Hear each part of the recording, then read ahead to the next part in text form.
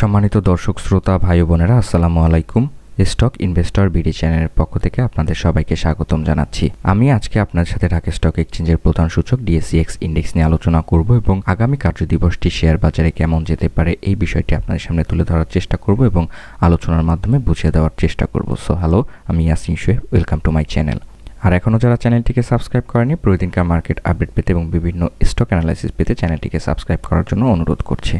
তো দর্শক, আমরা যদি বিগত সপ্তাহের শেষ কার্যদিবসের ডে চার্টের দিকে লক্ষ্য করি তাহলে দেখতে পাচ্ছি বিগত সপ্তাহের শেষ কার্যদিবসে বাজারটি একটি রেড হ্যামার ক্রিয়েট করে দিনটি পার করেছে এবং বর্তমানে ৫,১৯২ পয়েন্টের কাছে অবস্থান করছে। বিগত দিনে আমাদের ক্যান্ডেলটি হায়ার হাই করেছিল ৫,২৫৪ পয়েন্টের কাছে এবং মার্কেটটি কিন্তু ক্লোজ করেছে ৫,২৯২ পয়েন্টের কাছে। ভলিউমের দিকে লক্ষ্য করলে দেখতে পাচ্ছি রেড একটি ভলিউম ক্রিয়েট করে পার করেছে এবং লেনদেনের পরিমাণটি বিগত দিনের তুলনায় কিছুটা পজিটিভ সিগন্যাল দিয়েছে। তো বিস্তারিতভাবে আলোচনায় যাওয়ার আগে আমরা যদি আজকে বাজার মুভমেন্ট একটু লক্ষ্য করি তাহলে দেখতে পাচ্ছি বিগত সপ্তাহের শেষ কার্যদিবসে বাজারটি ক্লোজ করেছিল ৫,১৯৭ পয়েন্টের কাছে, দিনটি হাই করেছিল ৫,২৫২ পয়েন্টের কাছে এবং দিনটি লো করেছিল ৫,১৯০ পয়েন্টের কাছে এবং মার্কেট ক্লোজ করেছিল ৫,১৯২ পয়েন্টের কাছে। এবং মার্কেট মুভমেন্ট লক্ষ্য করলে দেখতে পাচ্ছি ৫ পয়েন্ট মাইনাসে রয়েছে। ১৩২টি শেয়ারের দাম বেড়েছে, দাম কমেছে ২৬০টি শেয়ারের এবং দাম অপরিবর্তিত রয়েছে ৬৯টি শেয়ারের।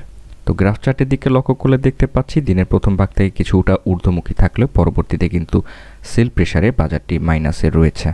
তো যে সকল কোম্পানিগুলো প্লাস ইন্ডেক্স কন্ট্রিবিউট করেছিল সেখানে উঠে এসেছে Beximco pharma, Bangladesh submarine cable, Marico, best holding, Mir Akhtar, মেঘনা petroleum, city bank, emerald oil, Al Arafah bank এবং ইউনিলিভার। তো একই সাথে যে সকল কোম্পানিগুলো বিগত সপ্তাহের শেষ কার্যদিবসে মাইনাস ইন্ডেক্স কন্ট্রিবিউট করেছে সেখানে উঠে এসেছে গ্রামীণ ফোন, ইসলামী ব্যাংক, রবি, ব্রাক ব্যাংক, বিকন ফার্মা, খান ব্রাদার্স, অলিম্পিক, ইবিএল এবং এমজেএলবিডি এবং ওরিয়ন ইনফিউশন।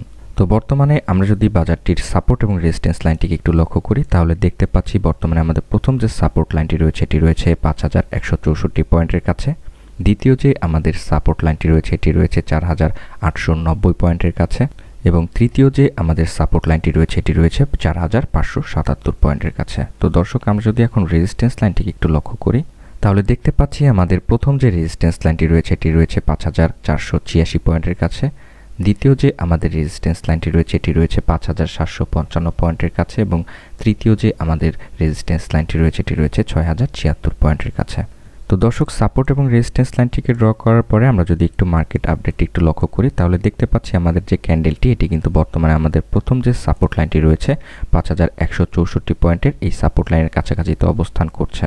তো ক্যান্ডেলিস্টিক প্যাটার্ন থেকে কিন্তু আমরা একটি নেতিবাচক প্রভাব লক্ষ্য করতে পারছি। তো যাই হোক, আমরা যদি এখন বর্তমানে আরএসআইটির কী অবস্থা রয়েছে সেটিকে লক্ষ্য করলে দেখতে পাচ্ছি আরএসআইটি বর্তমানে ৪৪ পয়েন্টের কাছে অবস্থান করছে এবং তার গতিবিধি নিম্নমুখী। তো আরএসআই সাপোর্ট লেভেল রয়েছে ৪৩ পয়েন্টের কাছে এবং তার দ্বিতীয় যে সাপোর্ট লাইনটি রয়েছে এটি রয়েছে ৩৭ পয়েন্টের কাছে এবং আরএসআই রেজিস্ট্যান্স লাইনটিকে রয়েছে প্রথম যে রেজিস্ট্যান্স লাইনটি এটি রয়েছে ৪৭ পয়েন্টের কাছে এবং তার পরবর্তী যে রেজিস্ট্যান্স লাইনটি রয়েছে এটি রয়েছে ৫১ পয়েন্টের কাছে। তো আরএসআইটি নিম্নমুখী অবস্থানে থাকলেও আমাদের যে প্রথম যে সাপোর্ট লাইনটি রয়েছে ৪৩ পয়েন্টের কাছে এর আশেপাশে কিন্তু বর্তমানে অবস্থান করছে এবং আশা করা যায় এই সাপোর্ট লাইনটিকে ব্রেকআউট করতে পারবে না। যদি তারপরেও ব্রেকআউট করে ফেলে সেক্ষেত্রে তার পরবর্তী যে সাপোর্ট লাইনটি রয়েছে কিন্তু ৩৭ পয়েন্টের কাছে। তো আশা করছি আমাদের আরএসআইটি এখানে একটি সাপোর্ট পেয়ে আবার আপট্রেন্ড করবে এবং যদি আপট্রেন্ড করতে পারে সেক্ষেত্রে ৪৭ পয়েন্টের যে রেজিস্ট্যান্স লাইনটি রয়েছে এই রেজিস্ট্যান্স লাইনটিকে ব্রেকআউট করার একটি সক্ষমতা দেখাতে পারে। এমএসিডি ক্রসওভারের দিকে লক্ষ্য করলে দেখা যাচ্ছে যে আমাদের ফাস্ট মুভিং অ্যাভারেজ লাইনটি কিন্তু ঊর্ধ্বমুখী অবস্থানে রয়েছে এবং স্লো মুভিং অ্যাভারেজ লাইনটি কিন্তু ডাউন ট্রেন্ডের দিকে রয়েছে। তো এমএসিডি ক্রসওভার থেকে কিন্তু আমরা পজিটিভ সিগন্যাল পাচ্ছি যেহেতু আমাদের ফাস্ট মুভিং অ্যাভারেজ লাইনটি কিন্তু ঊর্ধ্বমুখী অবস্থানে রয়েছে। তো এমএসিডি ক্রসওভার হিস্টোগ্রামের ভলিউম থেকেও কিন্তু আমরা পজিটিভ সিগন্যাল পাচ্ছি। বিগত দিনের যে ডাউন ট্রেন্ডের র্যালি সেটিকে রিকভারি করে ধীরে ধীরে আপ ট্রেন্ডের মুখী হচ্ছে আমাদের এমএসিডি ক্রসওভারের ফাস্ট মুভিং অ্যাভারেজ লাইনটি। সেক্ষেত্রে কিন্তু আশা করা যায় যে এমএসিডি ক্রসওভার থেকে কিন্তু আমরা পজিটিভ সিগন্যাল পেতে পারি। তো আরএসআই থেকেও কিন্তু আমরা পজিটিভ সিগন্যাল পাচ্ছি যেহেতু ডাউন ট্রেন্ডের দিকে থাকলেও সেক্ষেত্রে আমাদের কাছে ৪৩ পয়েন্টের একটি সাপোর্ট লাইনটি রয়েছে কিন্তু ক্যান্ডেলিস্টিক প্যাটার্ন থেকে কিন্তু আমরা কোনো পজিটিভ সিগন্যাল পাচ্ছি না যেহেতু এটি রেড হ্যামার ক্রিয়েট করে দিনটি পার করেছে। তো আপনারা যারা আগামী কার্যদিবসে বিনিয়োগ করবেন বলে চিন্তা ভাবনা করছেন অবশ্যই ৫,১৬৪ পয়েন্টের এই যে সাপোর্ট লাইনটি এই সাপোর্ট লাইনটিকে ব্রেকআউট করতে পারে কিনা সেদিকে লক্ষ্য রেখে তারপরে বিনিয়োগের সিদ্ধান্ত নেবেন, কারণ যদি এটিকে ব্রেকআউট করে ফেলে তার পরবর্তী কিন্তু গন্তব্য হতে পারে ৫,০৬১ পয়েন্টের কাছে। তো আশা করা যায় এই সাপোর্ট লাইনটিকে ব্রেকআউট করতে পারবে না। তো যাই হোক, আগামী কার্যদিবসে ক্যান্ডেলটি আমরা নেতিবাচক পেলেও আরএসআই থেকেও কিন্তু আমরা নেতিবাচক পেয়েছি এবং এমএসিডি ক্রসওভার থেকে কিন্তু আমরা একটি পজিটিভ সিগন্যাল পাচ্ছি। সেক্ষেত্রে আমরা আশা করতে পারি আগামী কার্যদিবসটি আপস এবং ডাউনের মাধ্যমে পার করবে এবং